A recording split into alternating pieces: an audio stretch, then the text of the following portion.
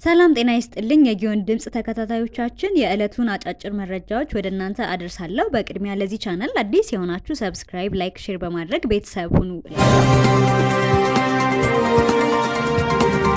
የአዲስ አበባ ከተማ እስልምና ጉዳዮች ከፍተኛ ምክር ቤት በቂርቆስ ክፍለ ከተማ ወረዳ 10 የሚገኘው የተባረክ ወይም ጀርመን መስጂድ አጥር በጸጥታ አካላት በጨለማ እንዲፈርስ መደረጉን አስታወቀ። በቀን የተሰራውን የመስጂድ አጥር ጨለማን ተገን አድርጎ ማፍረስ ኃላፊነት የጎደለው ተግባር መሆኑን የገለጸው የአዲስ አበባ እስልምና ጉዳዮች ከፍተኛ ምክር ቤት የመስጂድ ሀዲሞችም መታሰራቸውን ገልጿል። ምክር ቤቱ መስጂዱ ህጋዊ ካርታ ያለውና ከ1967 ጀምሮ ሲሰገድበት የቆየ እንደሆነም ገልጿል። አካባቢውን በአዲስ መልክ ለማልማት መንግስት የጀመረውን እንቅስቃሴ በመደገፍና መስጂዱን በአዲስ መልክ ለመስራት ፕሮጀክት ተዘጋጅቶ ለሚመለከተው የመንግስት ተቋም ገቢ ተደርጎ ክትትል እየተደረገ ነበርም ብለዋል። አካባቢውን እያለማ የሚገኘው ኤግልስ ሂል የፌዴራል የሜጋ ፕሮጀክት ተወካዮች፣ የወረዳና የክፍለ ከተማ የመንግስት አመራሮች በተገኙበት የመስጂዱን ዙሪያ በማጠርና በሰላማዊ መንገድ ለአካባቢው ጀማ በማስረከብ መስጂዱ እየተሰገደበት ይገኛል ሲልም አስረድተዋል። የከፍተኛ ምክር ቤቱ ከከተማ መስተዳድሩ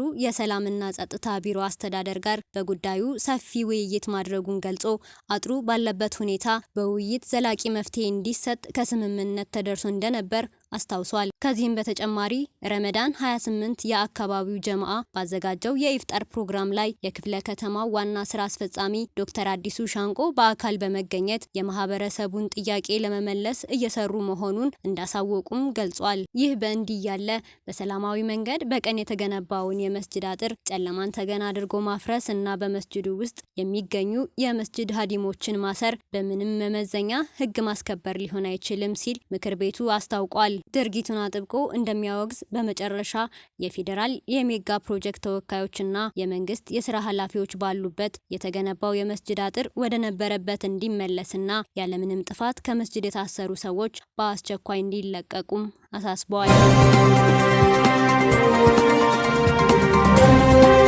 የጤና ባለሙያዎች ለዘመናት እየጠየቅናቸው ያሉ በጤናው ዘርፍ ላይ የሚስተዋሉ ችግሮቻችን ይፈቱ ሲሉ ድምጻቸውን በተለያየ የሶሻል ሚዲያን በመጠቀም እያሰሙ ይገኛሉ። 10 ነጥቦችን ይዞ የተነሳው ዘመቻ የኢኮኖሚ፣ የትርፍ ሰዓት ክፍያ፣ የሐኪሞች የስራ ቦታ ደህንነት፣ የቤትና የትራንስፖርት አቅርቦት፣ አግባብነት ያለው ወቅታዊ የስራ ክፍያ፣ ለዓለም አቀፍ የስራ ገበያ የሚወዳደሩበት የብቃት መመዘኛ የፈተና ማዕከላት በሀገራት ውስጥ እንዲቋቋሙ ይጠይቃል። የኢትዮጵያ የሕክምና ማህበሩ ከዚህ በፊት ሲያነሳ የነበሩ በርካታ ጥያቄዎች ባለመመለሳቸው ምክንያት ድጋሚ ጥያቄውን በማንሳት ለጤና ሚኒስቴር ደብዳቤ እንደሚያስገቡና ለጠቅላይ ሚኒስትሩ ቢሮ እየተዘጋጀ ያለ ደብዳቤ መኖሩን መረጃ አለኝ ሲልም ገልጿል። የጤና ባለሙያና የማህበሩ አባል በዝርዝር ካነሱት ሀሳብ መካከል የንቅናቄው የመጀመሪያ ዓላማ የጤና ባለሙያዎችን መብት ማረጋገጥ ነው።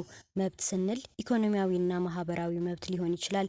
በዋናነት ኢኮኖሚያዊ ያለብን ጫና መስተካከል አለበት። የአንድ ሐኪም የሚከፈለው ደሞዝ እና የሚኖርበት ሁኔታ ሲታይ በጣም አሳፋሪ ነው። እየተራበ የሚያገለግልበት ሰዓት ታሳቢ ተደርጎ ምን ያህል ድካም እንዳለበትና ምን ያህል ሰዓት እንደሚሰራ ታሳቢ ተደርጎ ሊከፈል ከሚገባው ጋር አይመጣጠንም። የትኛውም ሆስፒታል የሚሰራ ሐኪም ሳይከፍል መታከም አይችልም። እንደ ማንኛውም ህብረተሰብ ካርድ አውጥቶና ከፍሎ ነው የሚታከመው። ይህ መሆን የለበትም። በሚያገለግልበት ሆስፒታል ነጻ የሕክምና አገልግሎት ሊመቻችለት ይገባል የሚሉ ሀሳቦችን አንስተዋል። ጤና ሚኒስቴር አጽድቅ ያለው የሚለው አዋጅ የጤና ባለሙያዎችን ችግር የሚፈታ ነው ይላል። ነገር ግን ችግሮቻችን እኚህ ብቻ አይደሉም። በአንድ በኩል ብቻ ችግሩን ለመፍታት የሚደረገው ጥረት አመርቂ አይደለም። ከዚህ ቀደምም የተነሱ ጥያቄዎች አሉ። አንዱን ክንፍ ብቻ ፈትተህ ሙሉ በሙሉ ችግሮቹ ተፈተዋል ብለህ የምትናገረው ነገር አይደለም። የኛ ጥያቄ ችግሮቹ በሙሉ ይታዩ ነው። ከችግሮቹ መካከል አንድ ነጠላ ነገር ብቻ አውጥተህ ይኸው ችግራችሁን ፈትተናል፣ ችግር የለም ተብሎ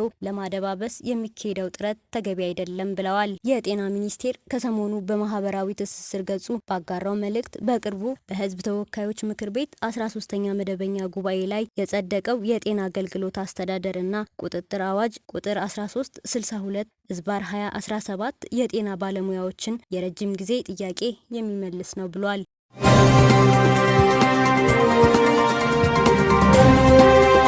ወደ አሜሪካ የሚገቡ የኤሌክትሮኒክስ ምርቶች ፕሬዚዳንት ዶናልድ ትራምፕ በቅርቡ ከጣሏቸው የአጸፋ ታሪፎች ነፃ መሆናቸውን የአሜሪካ የጉምሩክ ጉዳዮች ቢሮ አስታውቋል። ስማርት ስልኮች፣ ኮምፒውተሮች፣ የተለያዩ የኤሌክትሮኒክስ ክፍሎች ትራምፕ ከጣሉት ታሪፍ ነፃ መደረጋቸውም ተዘግቧል። ውሳኔው የመጣው የፕሬዚዳንት ትራምፕ አስተዳደር በቻይና ላይ የ145% አጠቃላይ ታሪፍ መጣሉን ካስታወቀ በኋላ ሲሆን የታሪፍ መጣል እንደ አፕል ላሉ ግዙፍ የኤሌክትሮኒክስ ምርት አምራች ስጋትን ፈጥሮም ነበር። አፕል 90% የሚሆነውን የአይፎን ስልክ የሚያመርተውና የሚገጣጥመው በቻይና ሲሆን ካውንተር ፓይንት የተሰኘው የጥናት ተቋም አፕል በአሜሪካ ያለው ክምችት ለ6 ሳምንታት ብቻ የሚሆን እንደሆነና እሱ ካለቀ የምርቱ ዋጋ መጨመር እንደሚጀምርም ገልጾ ነበር። አፕል ከአይፎን በተጨማሪ 80% የሚሆነውን አይፓድ እና ከ50% በላይ የሚሆነውን የማክ ኮምፒውተር ምርቶቹን በቻይና እንደሚያመርት ተገልጿል። አፕል ከግማሽ በመቶ በላይ የሚሆነውን የአይፎን ምርት የሚሸጠው በአሜሪካ እንደሆነ ሲነገር በቻይና ላይ ታሪፍ መጣሉን ተከትሎ